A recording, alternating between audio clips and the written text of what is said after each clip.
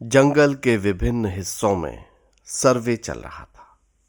कचहरी से 3 कोस दूर बोमाईबुरु के जंगल में हमारा एक अमीन रामचंद्र सिंह इसी सिलसिले में कुछ दिनों से तैनात था।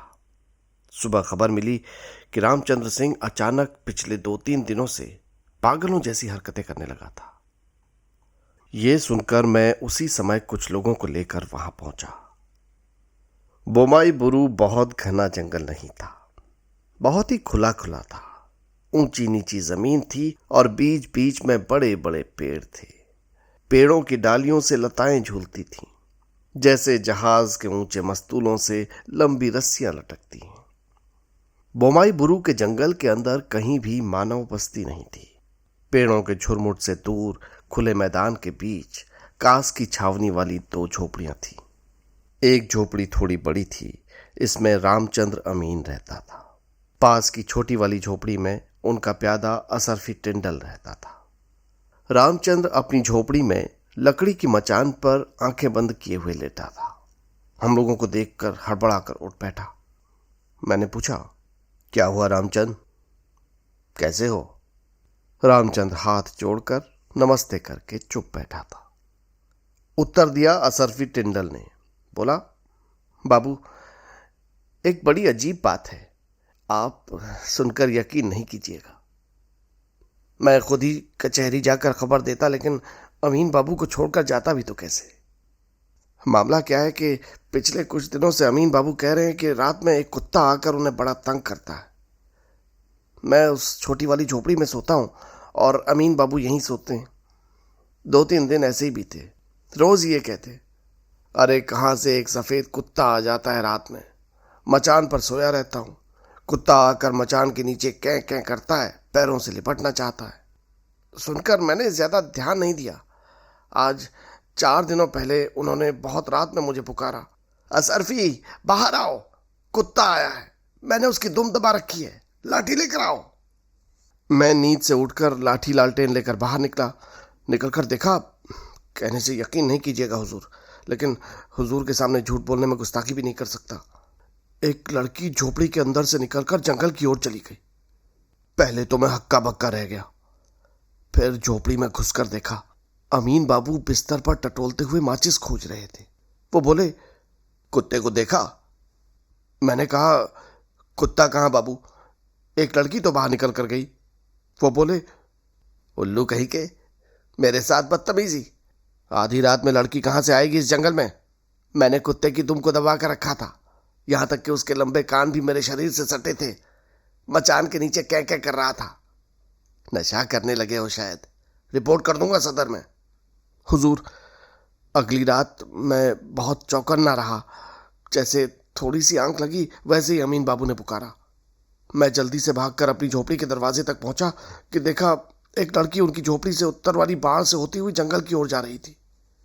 तब मैं हुजूर खुद ही जंगल की ओर गया।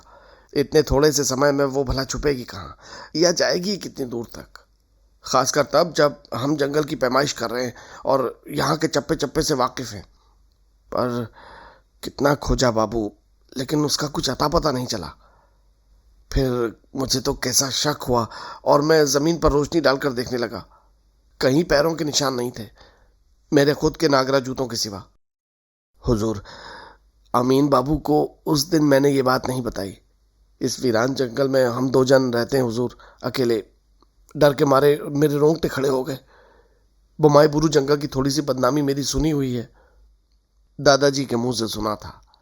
बोमाईबुरु पहाड़ के ऊपर वो जो बरगद देख रहे हैं दूर में, एक बार वे पूर्णिया से औरत बिक्री के पैसे लेकर चांदनी रात में घोड़े पर सवार होकर जंगल के रास्ते लौट रहे थे। उसी बरगद के नीचे उन्होंने देखा कम उम्र की कुछ सुंदर लड़कियां हाथ पकड़कर चांदनी में नाच रही थी। इस इलाके में हम इन्हें डामा बानू कहते हैं हुजूर। एक तरह की जिन्न परियां होती हैं। ये निर्जन जंगलों में रहती हैं, इंसान को अकेले में पाकर मार भी डालती हैं। हुजूर, अगली रात मैंने अमीन बाबू की झोपड़ी में बिस्तर लगाया और खुद जागता रहा। सारी रात जागते हुए मैं पैमाइश की थाकबंदी का भी हिसाब लगाता रहा। शायद रात बीतने के साथ थोड़ी सी झपकी आई होगी। अचानक पास में एक आहट सुनकर सिर उठाया, देखा अमीन साहब अपने बिस्तर पर सो रहे हैं और उनकी मचान के नीचे कोई तो घुस रहा है। आगे बढ़कर मचान के नीचे झांकते ही मैं चौंक पड़ा। आधे अंधेरे आधी रोशनी में देखकर पहली बार ऐसा लगा कि एक लड़की मचान के नीचे सिकुड़ कर बैठी मेरी तरफ मुस्कुराते हुए देख रही है। मैंने साफ साफ देखा था, वो आपके पैर छू कर कह सकता हूं। यहां तक कि उसके सिर के काले बालों की लटों को भी साफ साफ देखा था। लालटेन वहां रखी थी जहां बैठकर मैं हिसाब कर रहा था, 6-7 हाथ दूर। अच्छी तरह से देखने के ख्याल से लालटेन लाने जैसे ही गया, कोई एक जीव मचान के नीचे से निकल कर भागा। दरवाजे के पास लालटेन की रोशनी तिरछी पड़ रही थी। उसकी रोशनी में देखा एक बड़ा सा कुत्ता, लेकिन वो पूरी तरह सफेद था हुजूर। काले का निशान कहीं भी नहीं था उसके शरीर पर। उसी समय अमीन साहब जागकर बोले, क्या हुआ, क्या हुआ? मैंने कहा, कुछ नहीं, कुछ नहीं, एक सियार या कुत्ता झोपड़ी में घुसाया था। अमीन साहब बोले, कुत्ता? कैसा कुत्ता? मैं बोला, सफेद कुत्ता। अमीन साहब जैसे थोड़ा निराश होकर बोले, अच्छा, सफेद ही देखे हो ना, या काला? मैंने कहा, नहीं, सफेद ही हुजूर। मुझे थोड़ा ताज्जुब नहीं हुआ था, ऐसा नहीं है। सफेद न होकर काला ही होता तो उन्हें क्या फर्क पड़ जाता। लेकिन वो सो गए। लेकिन मुझे कैसा एक डर और बेचैनी सी लगने लगी। मैं पलकें बंद नहीं कर पाया। बहुत सवेरे उठकर क्या मन में आया, मैं मचान के नीचे अच्छे से देखने गया। वहां मुझे काले बालों का एक गुच्छा मिला। वो बाल भी मैंने याद रखे हैं हुजूर, लड़की के सिर के बाल हैं। कहां से आए ये बाल? बिल्कुल काले मुलायम बाल। कुत्ता, खासतौर पर सफेद कुत्ते के शरीर पर ऐसे लंबे मुलायम काले बाल तो नहीं होते। ये बीते रविवार यानी आज से 3 दिनों पहले की बात है। इन 3 दिनों में अमीन साहब तो करीब करीब पागल ही हो गए हुजूर। और मुझे भी डर लग रहा है, कहीं मेरे साथ भी ऐसा कुछ ना हो जाए। मैं बस यही सोच रहा हूं।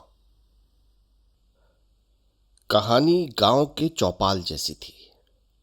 बालों का वो गुच्छा हाथ में लेकर भी कुछ समझ नहीं पाया। लड़की के सिर के बाल थे, इसमें भी मुझे कोई संदेह नहीं रहा। असरफी टिंडल नवयुवक था, वो कोई नशा वशा नहीं करता था, ये बात सबने मानी। निर्जन इलाके और जंगल झाड़ियों के बीच बस यही 2 झोपड़ियां थीं। नजदीकी बस्ती थी लपटुलिया, 6 मील दूर। आधी रात में यहां कोई लड़की आ ही कैसे सकती थी, खासकर तब जबकि बाघ और कई अन्य जंगली जानवरों के डर से शाम के बाद इन इलाकों में कोई निकलता भी नहीं था। यदि असरफी की बातों को मैं सच मानता हूं, तब तो मामला बहुत ही रहस्यमयी था। दूर दराज के इस निर्जन जंगल और खुले मैदानों में 20वीं सदी का प्रवेश तो नहीं हो पाया था। 19वीं सदी के प्रवेश पर भी संदेह था। पुराने जमाने का अंधकार आज भी इस इलाके में पसरा हुआ था। कुछ भी संभव था यहां। मैं वहां से डेरा डंडा उठवाकर रामचंद्र अमीन और असरफी टिंडल को सदर कचहरी में ले आया था। रामचंद्र की हालत दिन ब दिन खराब होने लगी थी। धीरे धीरे वो पूरी तरह उन्मादग्रस्त हो गया। सारी रात चीखता चिल्लाता था, बकबक करता था, गाने गाता था। डॉक्टर लाकर दिखाया, लेकिन कोई फायदा नहीं हुआ। अंत में उसका एक बड़ा भाई आकर उसे ले गया। इस घटना का एक उपसंहार है। हालांकि ये वर्तमान घटना के 7-8 महीनों के बाद घटा था, फिर भी उसका जिक्र यहां पर कर रहा हूं। इस घटना के 6 महीनों के बाद चैत के महीने में 2 लोगों ने कचहरी में आकर मुझसे मुलाकात की। एक बूढ़ा था, उम्र 60-65 से कम नहीं थी। दूसरा उसका बेटा था और उम्र 20-22 की थी। वो बलिया जिले के रहने वाले थे। यहां उनका आना हुआ था गोचर भूमि का पट्टा लेने के लिए, यानी कि लगान देकर वो हमारे जंगल में गाय भैंस चराएंगे। बाकी सभी गोचर भूमि तब तक बट गई थी, केवल बोमाई बुरू का जंगल खाली पड़ा हुआ था। उसी का बंदोबस्त कर दिया मैंने। बेटे को साथ लेकर बूढ़ा एक दिन जंगल देख भी आया। बहुत खुश हुआ, बोला, बहुत बड़ी बड़ी घास है हुजूर। बहुत अच्छा जंगल है। हुजूर की मेहरबानी न होने पर ऐसा जंगल नहीं मिलता। रामचंद्र और असरफी टेंडल की बातें तब मेरे ध्यान में नहीं आई। आने से भी इस बूढ़े से उनका जिक्र मैं शायद नहीं करता। अगर वो भयभीत होकर भाग जाते तो जमींदारी का नुकसान होता। स्थानीय लोग रामचंद्र अमीन वाली घटना के बाद से उस जंगल के पास भी भटकते नहीं थे। कोई महीने भर बाद बैशाख महीने की शुरुआत में वो बूढ़ा कचहरी में आकर हाजिर हुआ, गुस्से से तमतमाया हुआ। उसके पीछे उसका बेटा सक पकाया हुआ खड़ा था। मैंने पूछा, क्या बात है? बूढ़ा गुस्से से कांपते हुए बोला, इस बंदर को लेकर आया हूं हुजूर के पास दरबार करने। इसे आप पैरों से जूते उतारकर 25 जूते मारिए, जिससे ये सुधर जाए। क्यों, हुआ क्या है? हुजूर, बताने में भी शर्म आ रही है। ये बंदर यहां आने के बाद से बिगड़ता जा रहा है। मैं 7-8 महीनों से देख रहा हूं। कहने में शर्म आती है हुजूर। अक्सर एक लड़की झोपड़ी से निकलकर बाहर जाती है। एक ही झोपड़ी है हुजूर, 8 हाथ लंबी, फूस की छप्पर है। हम दोनों उसी में सोते हैं। मेरी आंखों में धूल झोंकना आसान नहीं है।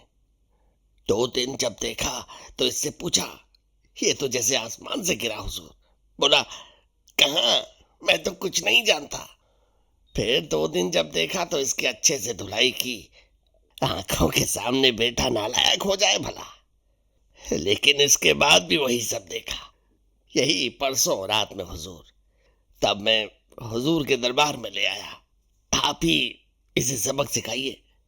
अचानक रामचंद्र अमीन वाली घटना याद हो आई। पूछा, कितनी रात में देखा आपने? अक्सर रात बीतने के समय हुजूर। रात बीतने में 2-1 घड़ी बाकी रहती थी। ठीक देखा है? लड़की थी? हुजूर, मेरी आंखों की रोशनी अभी इतनी भी कम नहीं हुई है। वो लड़की ही है। उम्र भी कम है। कभी सफेद साड़ी पहनी होती है, कभी लाल और कभी काली। एक रोज लड़की के निकल कर जाते ही मैं उसके पीछे गया। काश के जंगलों में जाने कहाँ गायब हो गई, पता ही नहीं चला। लौट कर देखा, मेरा बेटा जैसे गहरी नींद में हो ऐसे पड़ा हुआ था। पुकारने पर हड़बड़ा कर उठा, जैसे अभी अभी नींद से जागा हो। समझ गया हुजूर, इस रोग का इलाज कचहरी के सिवा कहीं नहीं होगा। इसीलिए बस हुजूर के पास आया हूं। मैंने लड़के को अलग ले जाकर पूछा, ये सब क्या सुन रहा हूं तुम्हारे बारे में?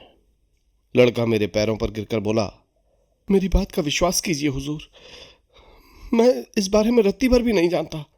सारा दिन जंगल में भैंस चराता हूँ, रात में मुर्दे की तरह सोता हूँ। भोर होने पर ही आंख खुलती है। झोपड़ी में आग लग जाने पर भी शायद मुझे होश न आए। मैंने पूछा, तुमने कभी झोपड़ी के अंदर कुछ नहीं देखा? नहीं हुजूर, सोने के बाद मुझे होश नहीं रहता। इस बारे में और कोई बात नहीं हुई। उधर बूढ़ा बहुत खुश हुआ। उसने सोचा कि अलग ले जाकर मैंने उसके बेटे को अच्छा सबक सिखा दिया है। 15 दिनों के बाद एक दिन लड़का मेरे पास आया। बोला, हुजूर, एक बात है। क्या? उस दिन जब पिताजी के साथ में आया था, तब आपने ये क्यों पूछा था कि मैंने झोपड़ी के अंदर कुछ देखा है कि नहीं? क्यों, क्या हुआ? हुजूर, आजकल मेरी नींद कम हो गई है। अब ये चाहे पिताजी की डांट टपट के डर से हो या किसी और वजह से, पर कुछ दिनों से मैं देख रहा हूं कि रात में एक सफेद कुत्ता कहीं से आता है। बहुत रात में आता है। एक एक दिन नींद उचटने के बाद भी देखता हूं वो बिस्तर के पास ही कहीं था। मेरे जागते ही उठकर भाग रहा है। पता नहीं वो कैसे जान जाता है कि अब मैं जाग गया हूं। ऐसा कई रातों तक देखा। लेकिन हुजूर, कल एक नई बात देखी। पिताजी को नहीं पता है। मैं चुपचाप आपको बताने आया हूं। क्या देखा? हुजूर, कल रात नींद टूटने पर देखा कुत्ता झोपड़ी में कब घुसा था पता नहीं। कुत्ता झोपड़ी से धीरे धीरे निकल रहा है। उस तरफ कांच की घास की जो दीवार है, उसमें खिड़की की माप का एक छेद है। कुत्ते के निकल जाने के बाद समझिए कि पलक झपकने में जितना समय लगता है, उतने समय में मैंने देखा कि खिड़की के बाहर से एक लड़की गुजरकर झोपड़ी के पीछे के जंगल की ओर चली गई। मैं तुरंत बाहर भागा, लेकिन वहां कोई नहीं था। मैंने पिताजी से कुछ नहीं कहा, वो सो रहे थे। ये मामला क्या है हुजूर, मेरी कुछ समझ में नहीं आ रहा। मैंने उसे यकीन दिलाया कि ये कुछ नहीं, आंखों का धोखा है। ये भी कहा कि यदि उन्हें वहां रहने में डर लग रहा है तो वो कचहरी में आकर सो सकते हैं। अपनी कायरता पर शायद थोड़ा सा शर्मिंदा होकर वो युवक तो चला गया, लेकिन मेरी बेचैनी दूर नहीं हुई। तय किया कि अगर अब कुछ सुनने में आया तो कचहरी से 2 सिपाही भेजूंगा उनके पास सोने के लिए। उस वक्त तक भी मैं समझ नहीं पाया था कि मामला कितना संगीन था। दुर्घटना घट गई, बहुत ही जल्द और बहुत ही अप्रत्याशित ढंग से। 3 दिनों के बाद सुबह बिस्तर छोड़कर उठा ही था कि खबर मिली, बीती रात बोमाई बुरू के जंगल में बूढ़े पट्टेदार के बेटे की मौत हो गई है। घोड़ों पर सवार होकर हम लोग आनन फानन में रवाना हुए। जाकर देखा, जिस झोपड़ी में वो लोग रहते थे उसी के पीछे कास और झाऊ की झाड़ियों के बीच युवक की लाश उस समय भी पड़ी हुई थी। उसके चेहरे पर भयानक डर और आतंक का भाव था, मानो कोई भयानक चीज देखकर सदमे से उसकी मौत हुई हो। बूढ़े के मुंह से सुना कि मुंह अंधेरे उठने के बाद बेटे को बिस्तर पर न पाकर उसने उसी वक्त लालटेन लेकर खोजबीन शुरू कर दी, लेकिन पौ फटने से पहले उसे बेटे की लाश नहीं दिखी। ऐसा लगता था कि बेटा अचानक ही बिस्तर से उठकर किसी एक चीज का पीछा करते हुए जंगल में घुसा था, क्योंकि लाश के पास में ही एक मोटी लाठी और एक लालटेन पड़ी हुई थी। किसका पीछा करते हुए वो जंगल में घुसा था बताना मुश्किल था, क्योंकि नर्म बलुआई मिट्टी पर लड़के के अलावा और किसी के पैरों के निशान नहीं थे, न इंसान के न जानवर के। लाश पर भी किसी तरह की चोट के कोई निशान नहीं थे। बोमाई बुरू के जंगल के इस रहस्यमय मामले का भेद नहीं खुल पाया। पुलिस आई, लेकिन कुछ न कर पाने के कारण वापस लौट गई। इस घटना ने स्थानीय लोगों के मन में ऐसा आतंक कायम किया कि शाम ढलने के बहुत पहले ही इस इलाके से गुजरना लोगों ने छोड़ दिया। मेरे साथ भी कई बार ऐसा हुआ कि कचहरी में अपने कमरे में अकेले सोए सोए चांदनी रातों में बाहर की उजली छायाहीन उदास निर्जन चांदनी को देख मैं एक अनजाने भय से सिहर उठता था। लगता था कोलकाता भाग जाऊं। ये ठीक जगह नहीं है। यहां की चांदनी रातें परी कथा की राक्षसी रानियों जैसी हैं, जो बहलाकर साथ ले जाकर मार डालती हैं।